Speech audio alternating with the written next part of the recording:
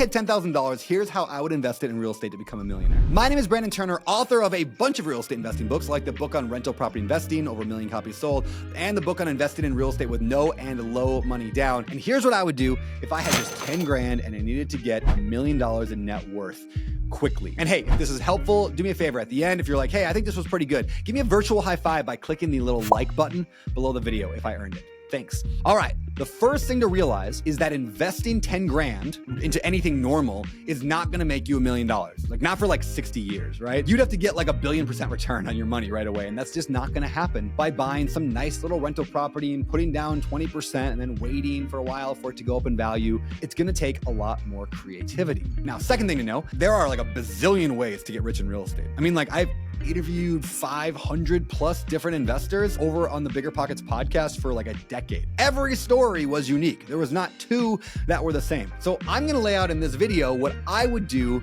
but please don't assume that's the only way. And third, this is just for entertainment purposes. So please consult with the right advisors or attorneys or your mama or whatever before you jump into your real estate investing. Again, this is just an example story of like what I would do if I was starting with 10 grand. This is the path I would take. Now, 10,000 bucks, what would I do?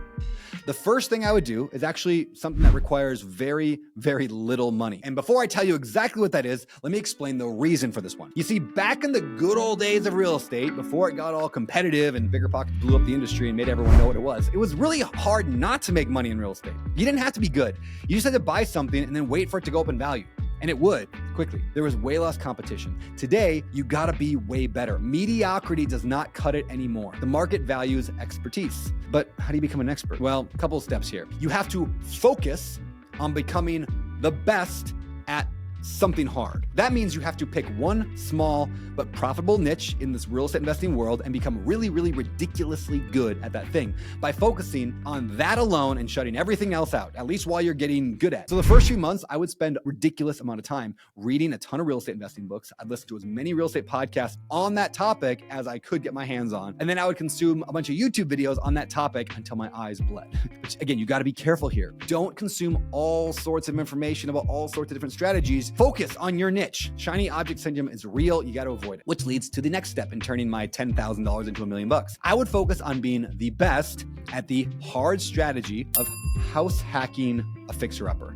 So house hacking is where you'd buy a duplex, triplex, or fourplex. I'd rent it out to the other units out. I'd live in one unit. Or, you could also buy like a single family house. I have friends who do that and they rent out all the bedrooms if you can't get a multifamily property for the right price. Now you're probably thinking, how am I going to buy a property worth hundreds of thousands of dollars when I only got 10 grand? I'm low on cash. That's the beauty of house hacking and the FHA loan. That's a program, a government sponsored program in the US here, where you can buy a 1 to 4 unit property for just 3.5% down, as long as you agree to live in the property for the first year. But I would do something more than just regular house hack because it's more difficult. I would focus, like I said, on fixer-upper small multifamily house hacking. There's a version of that same FHA loan which allows you to buy a fixer-upper and wrap in the repair costs into the loan. It's called the FHA 203K loan, and for just 3.5% down of the total purchase and repairs, you can get a fixer-upper, which means, if you got 10 grand, you can buy roughly $275,000 all in of real estate. And you can also get the seller to pay your closing costs. So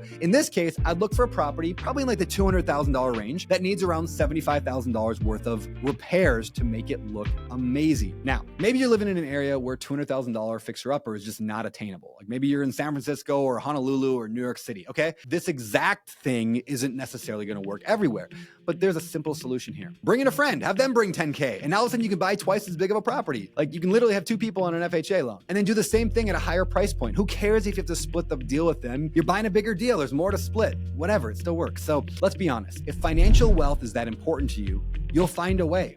If not, you'll just keep finding excuses. Maybe you'll move temporarily. That's an option here, right? You might spend a few years building wealth in another area that works with your strategy to get to the $1 million so you can be a millionaire, and then you can live wherever you want for the entire rest of your life. But let's be honest. If I ask every person watching this video, on a scale of 1 to 10, with 10 being the greatest, how bad do you want financial freedom? Most of you would say a 10. In fact, put it in the comments below. How bad do you want financial freedom? 1 through 10. 10, right? But as soon as I bring up stuff like sacrificing or moving or doing anything hard, most people just run the other way and they give me some kind of excuse or a series of excuses on all the reasons it's not going to work. It's like that adage goes, I think I read it in the book, The One Thing. Argue for your limitations and you'll win every time. back to the $10,000 to $1 million. So I'd buy that $200,000 property that needs roughly 75 grand worth of work. That property would be fixed up. I'd hire the contractors. They'd do it. I'd move in, and every unit, unless it was like a house in each bedroom, but let's just say every unit would be rented out. I would be living for free. I mean, that's the primary purpose of house hacking, to get rid of the biggest expense for most people, their housing payment. If you house hack right, you can live for free. Sometimes you can even make money, especially if you like rent out that other unit on Airbnb or Furnish Finders, like a traveling nurse. You can make hundreds or even thousands of dollars more every month than your mortgage payment. But that's a topic for a whole nother video, so follow me for more of that stuff. But while living free is wonderful, it's not getting you to that $1 million. So that's why I love the fixer-upper strategy combined with the house hacking thing. You see, that $200,000 property, after adding $75,000 of value, isn't worth $275,000. I mean, I would only buy a fixer-upper if I knew it was gonna be worth way more than the total all-in price when I'm done. So in this case, I wanna make sure that that property would be worth at least $400,000 when I'm done. So I would have over $100,000 of equity in it right away. Now, if you think that's impossible to find, you're just dead wrong. I mean, you're just wrong. I've been doing this for 20 years. I know thousands of people doing deals just like this all the time, even in today's market. I mean, this is literally what house flippers do all day long. And there's like 1 million house flippers out there. Again, don't argue for your limitations and give me all the reasons it's not gonna work. Ask yourself, how do I get good enough at finding deals so that this could work? Argue for your future self, and you'll win every time there as well. And hey, if you want a little bit of help figuring out like the deal flow thing, like how to get deals pouring in, my buddy Cam Cathcart, who buys like 100 houses a year, he and I got together, sat down and recorded a free 4-part mini course on how to build a deal pipeline. If you want to, just go over to Instagram. My Instagram handle is Beardy Brandon, beard with a Y, Brandon, Beardy Brandon, and just send me a DM with one word, horse. I know it's a weird word, but then I'll know that it's from this video. So write horse, and I will send you a link to those 4 videos. I think you'll like it. So we have some work to do, but don't worry, we're closer than you think.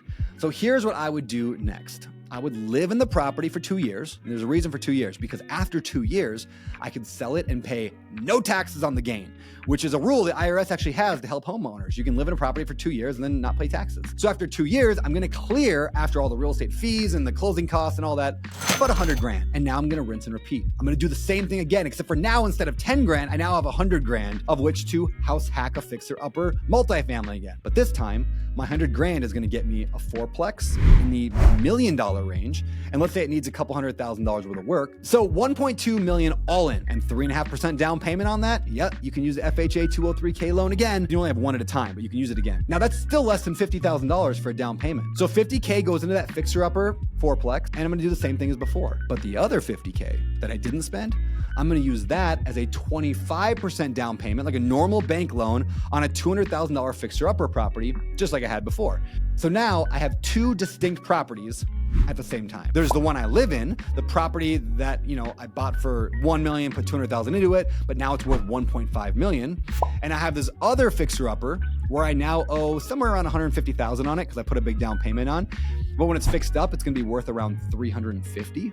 Now, 2 years go by and I sell both. After closing costs and fees, I'm left with 300K from the house hack and another 200K from the investment property for a total of like $500,000. Now you can see how quickly this is building up, even though we're really doing this part-time. I mean, it's a couple hours a week of managing those rehabs. So for the final move in this plan, I'm gonna take that profit, I'm gonna sell it again. I'm gonna take the $500,000 we've got now in profit, and I'm gonna buy a couple more of those $1 million properties. Like maybe a couple more fixer-upper 4-plexes around the $1 million mark. I'm gonna do the same thing. I'm gonna house hack one of them so I can use that 3.5% down payment again. And the other, I'm gonna now put 25% down because I got more cash to cover the down payment and the rehab budget. So assuming that exact same numbers from the $1 million 4-plex before that I bought for $1 million, put 200,000 into it, now it's worth 1.5. Same exact scenario here, but now I'm doing it on 2 of them. So this time I'm making 300,000 in equity on each of them when I'm all done. Combine that with the $500,000 that I put into the deals, that's equity that I've got. I now have a net worth of over $1 million. Now, it took like 5 years or so to get there, and it only took about 5 purchases.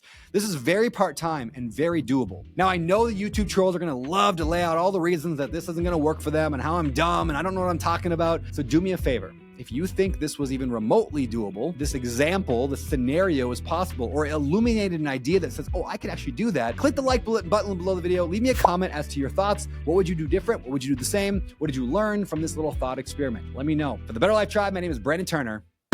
Signing off.